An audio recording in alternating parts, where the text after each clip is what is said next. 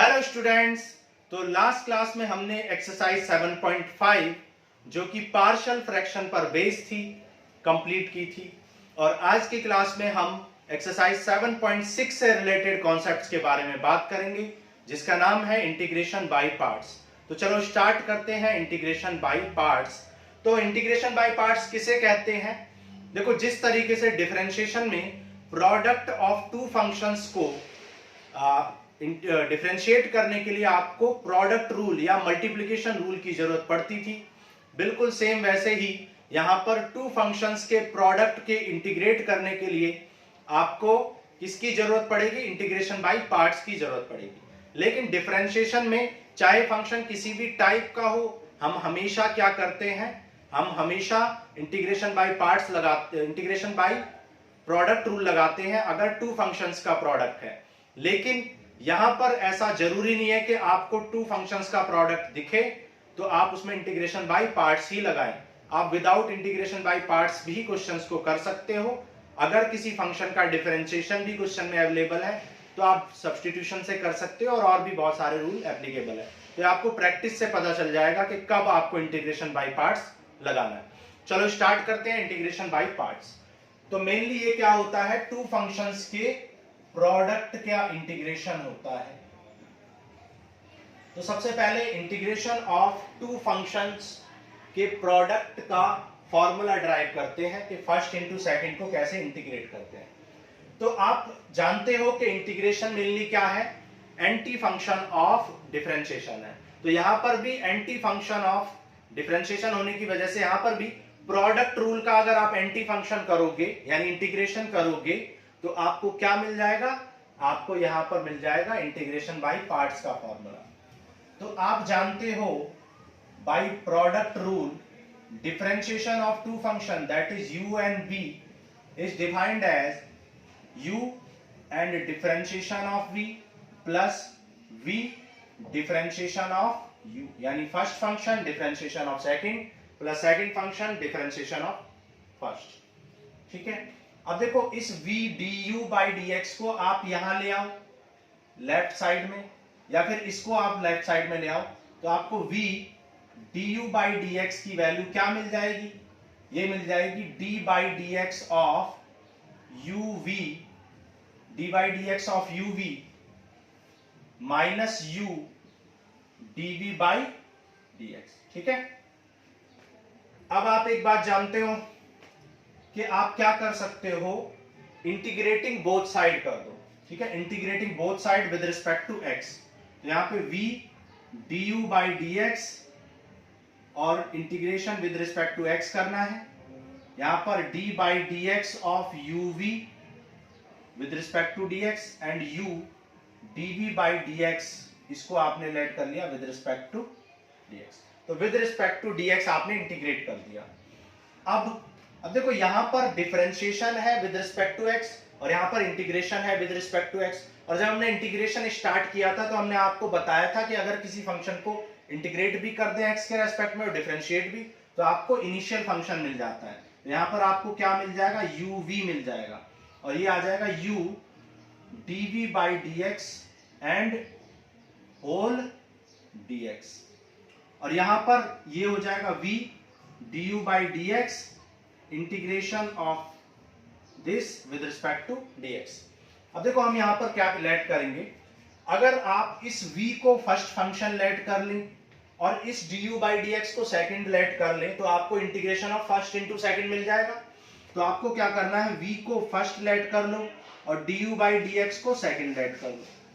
ठीक है, v को आपने फर्स्ट लेट किया और du बाई dx को सेकंड। तो यहां पर लिख लेते हैं क्या किया आपने?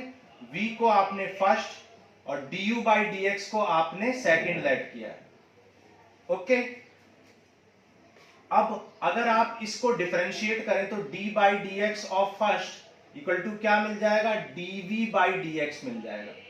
ठीक है, तो अब देखो रिप्लेस करते हैं इसको फंक्शन को। तो v को आपने लिखा फर्स्ट, du बाई dx को आपने लिखा सेकंड। सिमिलरली u को आप क्या लिख सकते हो? u को आप देखो यहां से इसको इंटीग्रेशन में ले जाओ तो u इक्वल टू ये आ जाए सेकंड ऑफ इंटू dx, और ये इंटीग्रेशन में चला जाएगा। तो आप कह सकते हो कि u को आप क्या लिख सकते हो, इंटीग्रेशन ऑफ सेकंड, जबकि v को आप क्या लिख सकते हो, फर्स्ट। तो v को आपने लिख दिया फर्स्ट और u को आपने लिख दिया integration of second minus u को आप क्या लिख सकते हो, इंटीग्रेशन ऑफ सेकंड। ठीक है, u को आप क्या लिख सकते हो, इंटीग्रेशन ऑफ सेकंड, और इनटू में आपका क्या है, इनटू में आपका है dv बाई dx, और dv बाई dx को आप क्या लिख सकते हो, डिफरेंशिएशन ऑफ फर्स्ट। तो इस dv बाई dx को आप लिख सकते हो डिफरेंशिएशन ऑफ फर्स्ट। आप इसको इधर उधर भी कर सकते हो, कोई ऐसी जरूरत नहीं है। और इस होल का क्या, इस पूरे का क्या करना था आपको, इस पूरे का आपका इंटीग्रेशन था। तो इस तरीके से आपको मिल गया product rule of integration, that is integration by parts. तो अगर आपको टू फंक्शंस के प्रोडक्ट का इंटीग्रेशन करना है तो आप क्या करेंगे, फर्स्ट फंक्शन को एज इट इज, सेकंड को इंटीग्रेट, फिर माइनस फर्स्ट फंक्शन को डिफरेंशिएट और सेकंड को इंटीग्रेट और फिर होल इंटीग्रेट। देखो इसको आप ये नहीं सोचेंगे कि मैंने ऐसा क्यों किया, कि इसको इधर क्यों लिखा, इसको इधर क्यों लिखा। आप इसको इधर भी लिख सकते हो, इनटू में है ये दोनों चीजें, तो आप सेकंड का इंटीग्रेशन पहले लिख सकते हो और फर्स्ट का डिफरेंशिएशन बाद में। लेकिन वो आपको लर्न करने में थोड़ी प्रॉब्लम होगी, क्यों, क्योंकि यहाँ पर यहाँ फर्स्ट है फिर सेकंड है, तो हमने फिर यहाँ पहले फर्स्ट लिख लिया फिर सेकंड लिख लिया है। ये मल्टीप्लाई में आप पहले इसको लिखो या इसको, कोई बात नहीं, लेकिन होल इंटीग्रेशन आपको करना है। ठीक है, तो ये आ गया आपका इंटीग्रेशन बाय पार्ट्स का फॉर्मूला।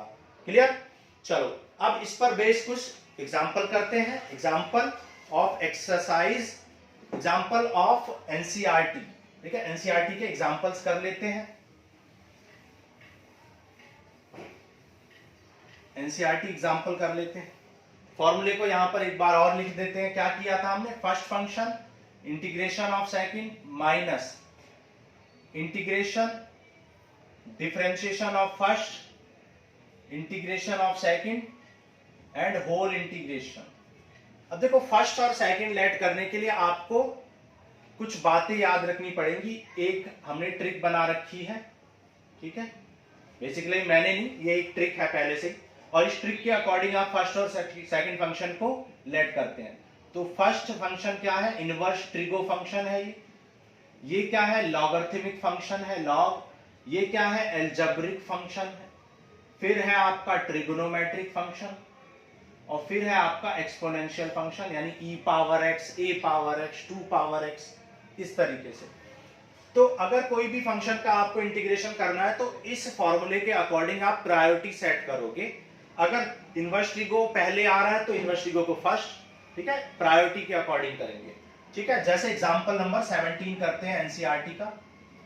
x cos x को आपको इंटीग्रेट करना है, तो आप जानते हो यहां पर x क्या है, एल्जेब्रिक फंक्शन है, cos x ट्रिगो फंक्शन है, लेकिन एल्जेब्रिक फंक्शन पहले आता है, ट्रिगो बाद में आता है। तो प्रायोरिटी के अकॉर्डिंग x को फर्स्ट लेट करेंगे और cos x को सेकंड।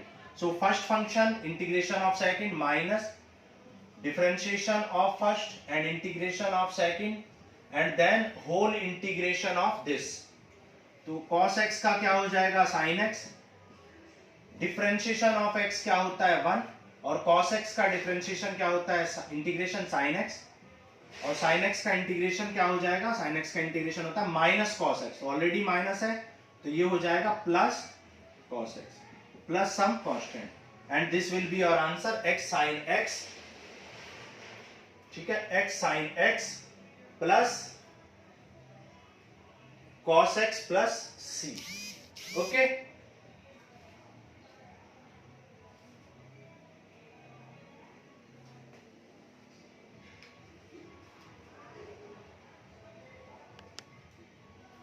ठीक है, चलो आगे चलते हैं। अब देखो अगर आप cos x को फर्स्ट लेट करते और x को सेकंड लेट करते तो आपका बहुत कॉम्प्लिकेटेड हो जाता क्वेश्चन, और सॉल्व करने में बहुत प्रॉब्लम होती है और शायद हो भी नहीं पाता। कुछ क्वेश्चंस का हो भी सकता है, कुछ का नहीं भी हो सकता। ठीक है, तो आगे स्टार्ट करते हैं। देखो आगे करते हैं क्वेश्चन नंबर 18, एग्जांपल 18। तो एग्जांपल 18 में आपको log x को इंटीग्रेट करना है, इंटीग्रेशन ऑफ log x। तो देखो log x को इंटीग्रेट कैसे करोगे, यहां तो एक ही फंक्शन है और उसका हमें इंटीग्रेशन नहीं पता, तो 1 इंटू कर लोगे। ठीक है, अब देखो 1 का मतलब क्या होता है, x पावर 0, तो 1 एक कैसा फंक्शन है, एल्जेब्रिक। बहुत सारे बच्चों को ये प्रॉब्लम होती है कि 1 कैसा फंक्शन है, क्योंकि 1 को x की पावर 0 लिख सकते हो, तो एक एल्जेब्रिक फंक्शन है, ठीक है। या आप इसको e पावर 0 लिखें तो ये एक्सपोनेंशियल फंक्शन हो जाएगा, लेकिन उसमें भी आपका log को प्रायोरिटी मिलेगी, है ना। तो log x को फर्स्ट फंक्शन लेट करेंगी और 1 को सेकंड, माइनस फिर डिफरेंशिएशन ऑफ फर्स्ट, फिर integration of 1 and the whole integration. तो 1 का इंटीग्रेशन हो जाएगा x, तो x log x का डिफरेंशिएशन 1/x, 1 का इंटीग्रेशन x से x कैंसिल, तो ये आ जाएगा x log x minus 1 dx। 1 का इंटीग्रेशन क्या हो जाएगा, x प्लस सम कांस्टेंट कर लेंगे, and this will be your answer. चलो आगे चलते हैं, क्वेश्चन नंबर 19 करते हैं, एग्जांपल 19। देखो एग्जांपल 19 में आपको इंटीग्रेट करना है x ex को, ठीक है, x ex को इंटीग्रेट करना है। तो यहाँ पर एक्सपोनेंशियल फंक्शन को लास्ट में प्रायोरिटी मिलती है, तो एल्जेब्रिक को फर्स्ट लेट करेंगे। तो first function integration of second minus differentiation of first and integration of second and whole integration.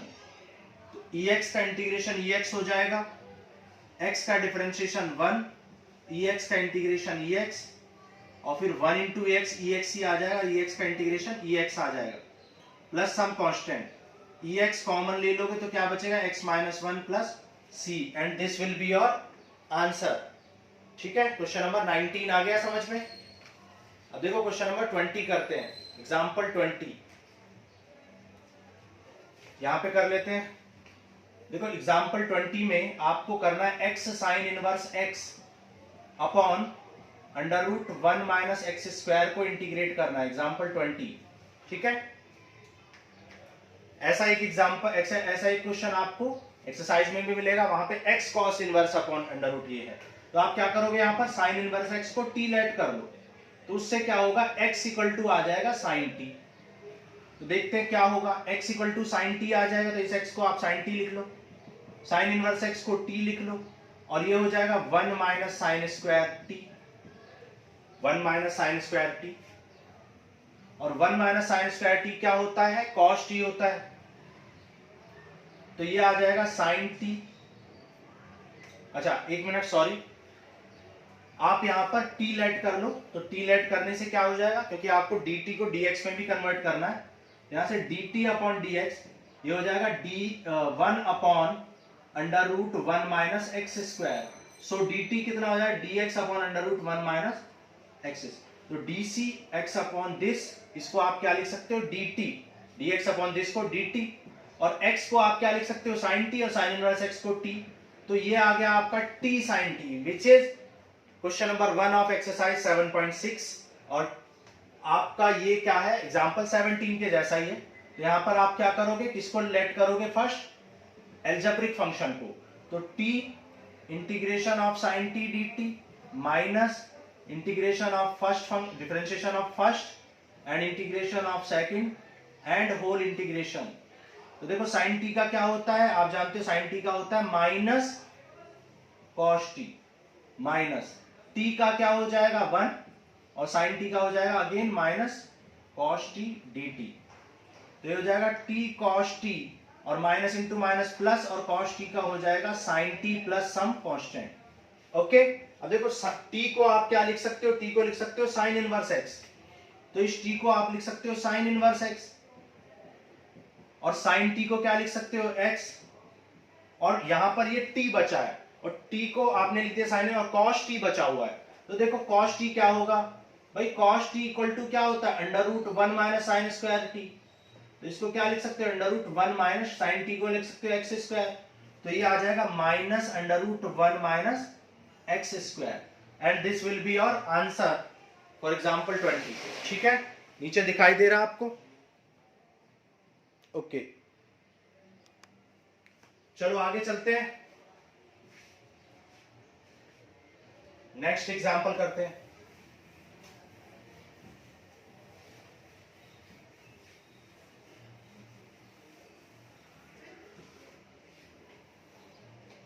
तो एग्जाम्पल 20 हो गया। अब देखो एग्जाम्पल 21 करते हैं।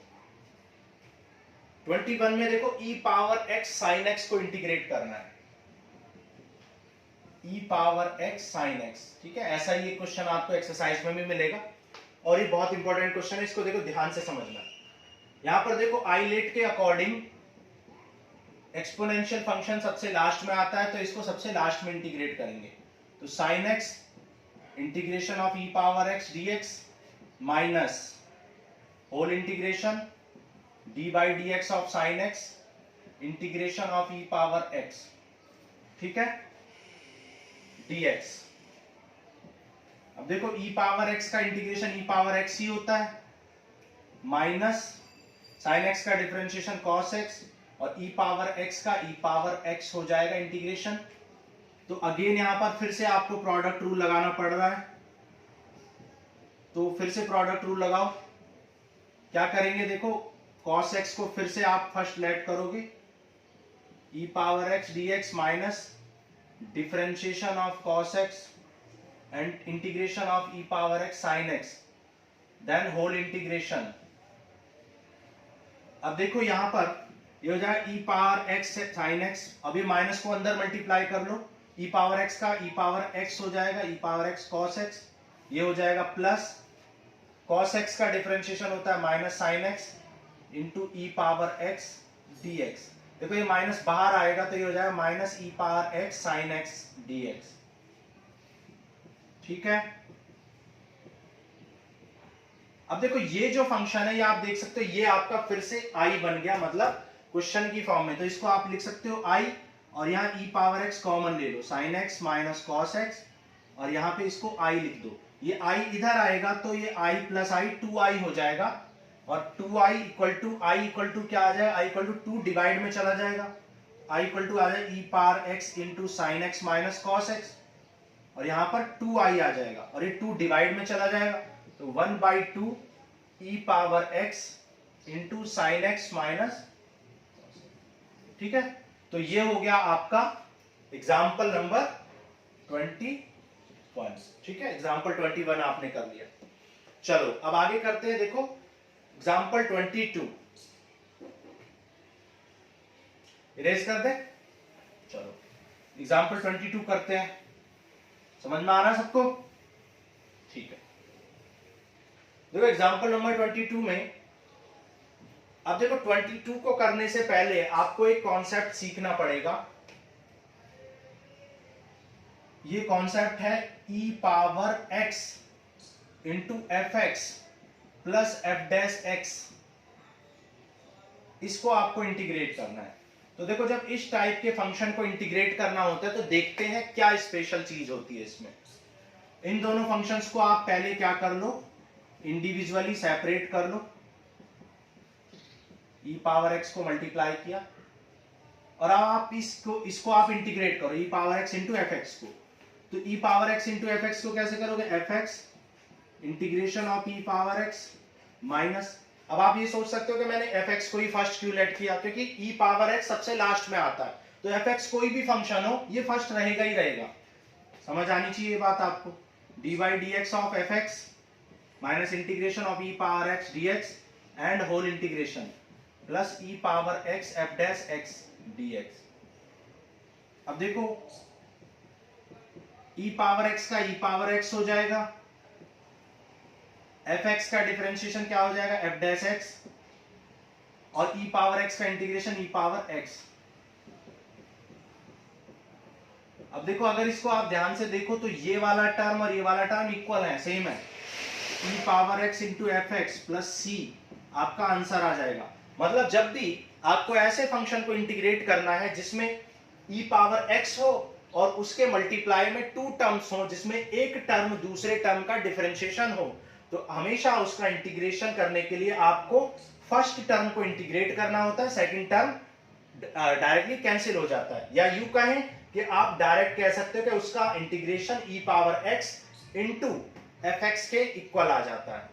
आप दोनों मेथड यूज कर सकते हो, चाहो तो आप फर्स्ट फंक्शन को इंटीग्रेट करो, कैंसिल कर दो, आंसर आ जाएगा, या फिर प्रॉपर्टी लिख दो कि using this property answer will be e power x f x. ठीक है, दोनों ही केस में आपको 2 से 3 लाइन ही लिखनी पड़ेंगी, तो कोई भी रूल आप लगा सकते हो। चलो आगे चलते हैं,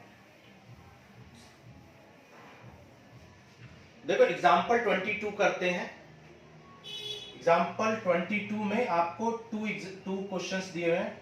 तो फर्स्ट क्वेश्चन में आपको बोला हुआ है e power x into tan inverse x plus 1/1 plus x square. ठीक है, ये क्वेश्चन है। आप देख सकते हो since f x equal to, यहां पर अगर मैं टेन इनवर्स एक्स लेट कर लूं तो इसका डिफरेंशिएशन एफ डैश मतलब एफ एक्स का डिफरेंशिएशन क्या होता है, टेन इनवर्स एक्स का 1/1 प्लस एक्स स्क्वायर।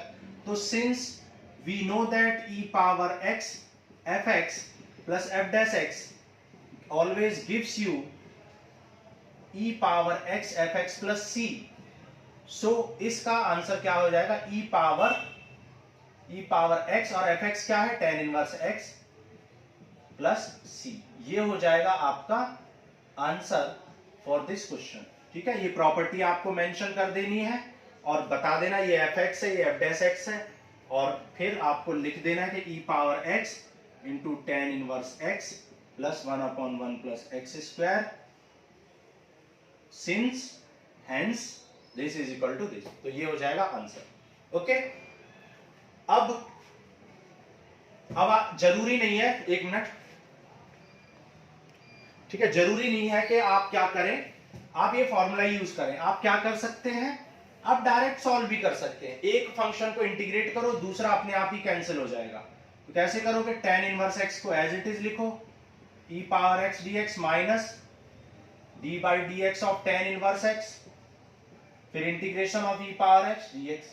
बाकी इस फंक्शन को आप एज इट इज रहने तो e power x into 1/1 plus x square. ठीक है, तो ये हो जाएगा, देखो e power x ten inverse x minus ten inverse x का क्या हो जाएगा 1/1 प्लस एक्स स्क्वायर, और e पावर x का e power x,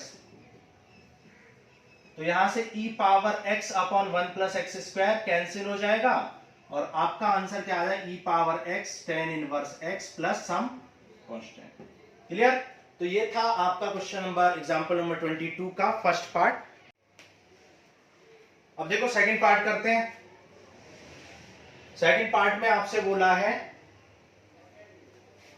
e power x into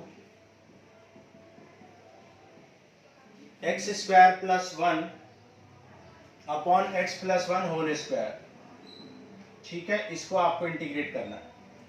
देखो इस क्वेश्चन को, काफी इंपॉर्टेंट क्वेश्चन है, अच्छे से समझना। देखो यहां पर आप क्या करोगे, 1 सब्ट्रैक्ट कर लो और 1 ऐड कर लो। 1 सब्ट्रैक्ट किया और 1 ऐड कर दिया।